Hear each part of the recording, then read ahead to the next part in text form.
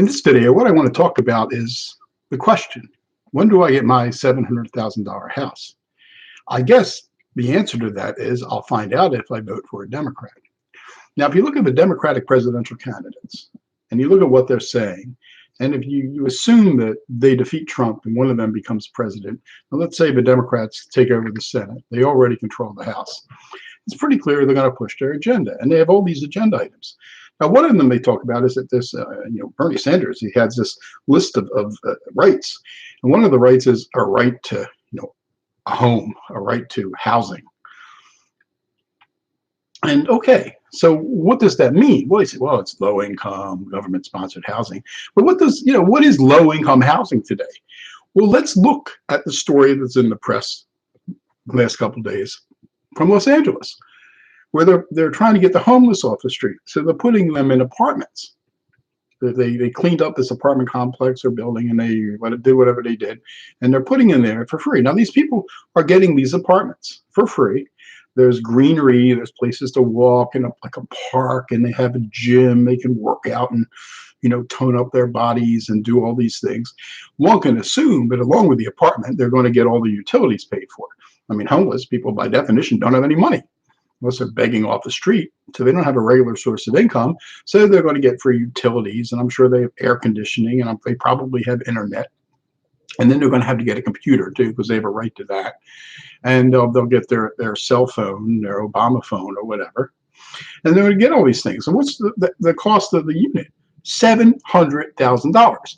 Now, I know Los Angeles is expensive, but even if you take into cost of living and everything, that's almost twice. Well, in LA terms, it's more than twice of the home I live in. And, so my obvious answer is like, what the fuck did I work for my whole life? What did Celine, my partner, work for her whole life? We've got a house that's paid off, and we busted our asses to do it. What we should have done was just lived on the streets of LA and wait for them to call me up and, put me into a homeless apartment worth $700K. I mean, am I the only one who thinks this is like really idiotic? And there's another thing. We all know that if you subsidize something, you get more of it. It's one of the reasons the Democrats want to give free education, free tuition, forgive student loans. College should be free. Well, at least some, if you just go to any place, some you have to go to a state university. Tuition free. You go to school for free. Why do they do that? They want more people to go, especially more poor people to go to school, because that's good. And what's the principle there? The principle is that if you subsidize something, you get more of it. So if you subsidize people going to school, you get more of it. More people will go to college. More people go to universities. Okay, let's take that same principle. What happens if you subsidize homelessness by giving people a $700,000 free apartment? You're going to get less homelessness or more homelessness? I mean, if I'm homeless somewhere in Colorado and I, find a newspaper on the street that they're picking up, they're taking people, they're starting this process. There's like 60,000 homeless people in LA, and they're trying to get the first 10,000 into housing, and that's what these units are. Fortunately, there's only 6,000 they're putting in units because of the cost overruns and everything else for the units. But I think, what am I'm going to move to LA. Why should I, freeze my ass off somewhere in Colorado this coming winter when I can go to LA? The temperature's better, the climate's warmer, and if I hang out on the streets and register for whatever these programs are, I may land myself in a $600,000 free apartment with all utilities paid, greenery, a place to walk my dog, and a gym. I mean, why not? Why should I not go to these places? Do they really think that doing this and putting, they take 10,000 people up and put them in, $500,000 or more homes is going to get fewer people to come to Los Angeles? Of course, it's going to get more people to go to LA. They're going to become a target for all the homeless in America. Like, come here, borrow or beg some money on the streets and get a bus ticket to LA. It's like, does anybody have a brain there? And is anybody in the media putting these stories together? Hey, Bernie, you talk about free housing. Free housing in LA costs $700,000. Is that what we're talking about here? How are you going to provide housing for people in this country who need housing for less than $700,000? and free utilities and all the other stuff that they get. How are you going to do that? Nobody in the media is asking any of this. The question is, when did you start hating Donald Trump? How much do you hate Donald Trump? Do you hate Donald Trump more than the other candidate? Nobody's putting these things together. Like, they want to, uh, give people free education. Well, think about this for a second. Why? Why would people want to bother going to school? If I was a young person today, I'm, get ready to get out of high school, and Donald Trump loses, and Bernie Sanders becomes president. Why should I bother going to school? For what? What am I going to get if I go to school? What if I don't go to school? I'm going to get a guaranteed income. If I don't go to school, I'm going to get a $700,000 apartment, or maybe in Tampa it'll only be worth $500,000 because real estate costs are less here. I'm going to get, free health care. I'm probably going to get, free internet. Probably going to get a free cell phone. Why do I need to work? Why should I struggle? Why should I work hard? What's the point? I mean, why should I not work 2 jobs? Why should I work 1 job? What's the difference? If I work, what is the difference than if I don't work? If I have a guaranteed income, guaranteed housing, guaranteed health care, why bother? Sit at home, play video games all day. I guess, video game consoles will become a human right soon enough.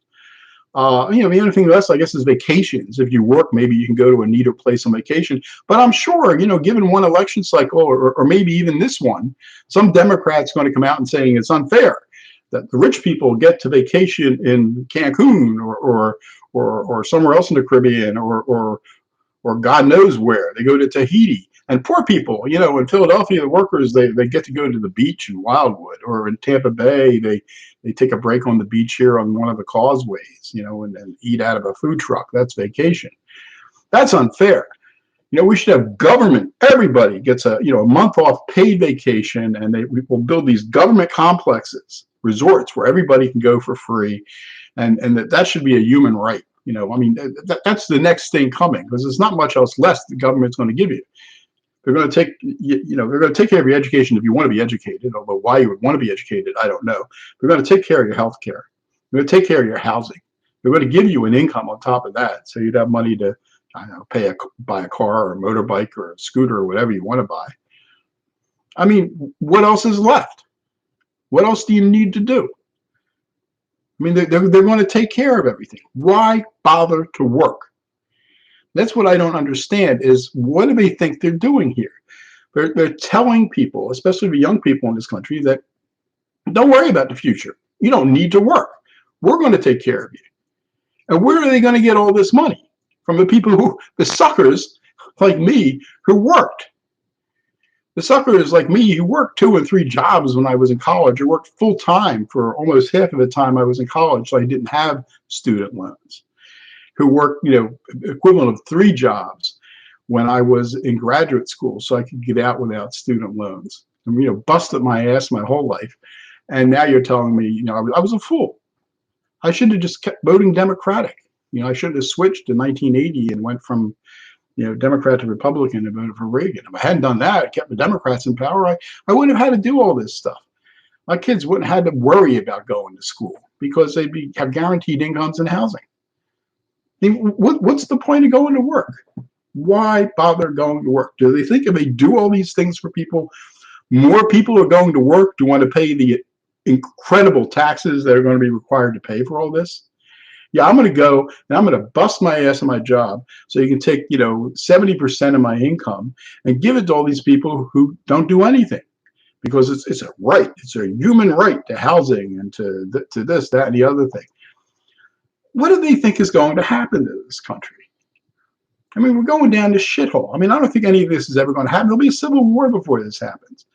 I mean, the idea that they're putting homeless people in houses worth $700,000. I would love to see somebody in the media go out and ask people about that on the street. I mean, how many people, what percentage of the population in this country live in homes worth $700,000, homes or apartments or condos or whatever, worth $700,000? Not too many. Not too many. And how do they feel about having to have had to work for that, whatever they do, and having people who are homeless, who probably should be institutionalized most of the time, being picked off the streets of LA and put in one of these apartments with all the utilities and all the other things that are going to come with it. I mean, if somebody had come out with this proposal 30 years ago, people would have thought it was a joke. You got to be kidding me. We're going to put the homeless in $700,000 homes? I mean, I don't know, what's the average home worth in this country today? It's probably somewhere under 300,000. It's more than twice, at least, maybe more. I don't know. I'll have to look it up. But if somebody had said that 30 years ago, they'd be laughed out of town. Today, there's Garcetti in LA. I mean, he's talking about maybe running for president, down the road someday. And I'm sure some of the Democrats are picking this up. I think they already are. I mean, that's why they want to give us housing. And they don't tell you what the price of the housing is going to be, but look at LA and see how it works out. This is how it pans out when the government builds housing. Now, whether you could sell that on the market for $700,000 after they got rid of it, I don't know. Maybe you could, maybe you couldn't. But that's what the costs are. And they're going to pick up, 60,000 people off the streets of LA and put them in $700,000 or even $500,000 homes. They can get the cost down later. And they think like more people it's going to take care of the problem. They're probably going to end up with 100,000 people moving to LA to get one of the houses if this thing really keeps going. It makes no sense. And that's what's incredible watching today's politics is that they say these things. And nobody in the media, which when I went to school was supposed to be the fourth branch of government, they're like the fourth branch of nothing now. I mean, journalism is dead. And, nobody puts these stories together. Nobody ever asked Bernie Sanders, is anybody going to ask Bernie Sanders about the $700,000 houses for the homeless in LA? No, nobody will do that. Anybody ever ask Elizabeth Warren, well, we do all these things for people. Why should they want to go to school? Why should they bother to work? What's the point of working? I mean, why do people work? I mean, yeah, some people love their jobs. Mostly people work. I mean, why did I work? I worked to make money. Why did I make money? So I could do what? So I could have a decent house to live in. So I could have, a car or cars. So I had health insurance and health care to take care of my family. So I could send my kids to a school, and at least help send them to a school. I still had to take out some loans. And what they're doing is removing all these things. So you don't need to do that for work. So why would you want to work? I guess, you go into science or medicine, you want to help people and save people and all that stuff. And that's good. But let's face it, there are a lot of people in the world. If I'm sitting around, if I'm doing, I used to work a really difficult job as a parking lot manager. It was grueling. I worked, 10, 12 hours a day, 5 days a week, some days on weekends. Worked outside in the summer, and I'd go through a gallon of water a day. In the winter, I'd freeze because it was so damn cold and concrete and everything. I'd go home and my fingertips would be frozen and they'd crack and then they'd bleed. I'd go through this like every other day, and I'd be putting stuff on them. And I think that was my life. That was the career I was looking at. That was where I had to go to work every day. And I had the possibility of, well, if I just quit, Bernie will get me a free housing, an income, guaranteed income, free health care. I don't need any of those things. I'd quit in a second. Sign me up for all the free shit. And of course, all the people who sign up for free shit then aren't paying taxes. So the tax burden is going to be doubled, tripled, quadrupled, quintupled eventually on the taxpayers. I had a history professor in high school who was he wasn't one of the best history teachers. Maybe he was one of the worst I ever had. But he was a missionary priest, and he had seen the missionaries, and he had done missionary work in places like Harlem, up in New York. And unlike most of the other priests who kind of lean liberal, he was really, I don't know if conservative is the right word, but he was, he was very fed up with the whole system. He had seen things destroyed. He had seen the self-destruction, and he had seen a lot of things he didn't like. But I remember him. I was talking to him once, I think, or maybe it was in class. He was talking to all of us. I don't really remember, but he used the image of a wagon. That government is a wagon, and that basically, when you form a government, the people agree to pull the wagon around, and the wagon has a bunch of stuff in it that you need, for defense and other stuff. And the people, you have all these people pulling the wagon. And he said, what happens is, well, he said, well, this is in the 1960s, he's saying this. He said, what's happening is that gradually we start telling people they don't need to pull, they can ride in the wagon. So he said, at first it's the very old and the infirm, and people who have all kinds of problems. And you say, yeah, there's not much. They're just saying, this guy's too lame to pull the wagon. There's no point. He's just, people are tripping over him. So let's let him ride in the wagon. And he said, that's how you start out. You start letting people ride in the wagon. Now he said, of course, the more people you let ride in the wagon gets heavier. And the fewer people who are pulling the wagon means that the people who have to pull that much harder, because they're pulling their share plus somebody else's share. And he said, but what's happening in the country now, again, this is the 1960s, is we keep telling people they can ride in the wagon. And he said, there's more and more people in the wagon, and there's fewer and fewer people pulling the wagon. And now, of course, this is in the 60s. Today, we're up to, I think, roughly half the people in this country pay no federal taxes, no federal income taxes. So you've got roughly half the people in the wagon and the other half pulling, which means the wagon is incredibly heavy, and the people pulling have to pull harder and harder. And what the Democrats are saying is, we're going to take almost everybody, we're going to offer everybody who's out there pulling to get into the wagon. Now, what happens as almost everybody gets in the wagon? Because there's no incentive to pull anymore. Then the wagon gets heavy, and it gets so much heavier that even the people pulling don't want to pull anymore. So then everybody starts getting in the wagon. And then eventually the wagon doesn't go anywhere. It slows down. And when it slows down, what happens? Venezuela. When it slows down, what happens? The former Soviet Union.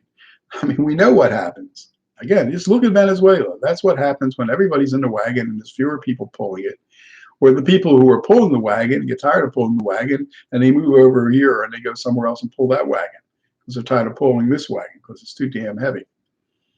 That's where we're headed. What the Democrats are saying is everybody can ride in the wagon.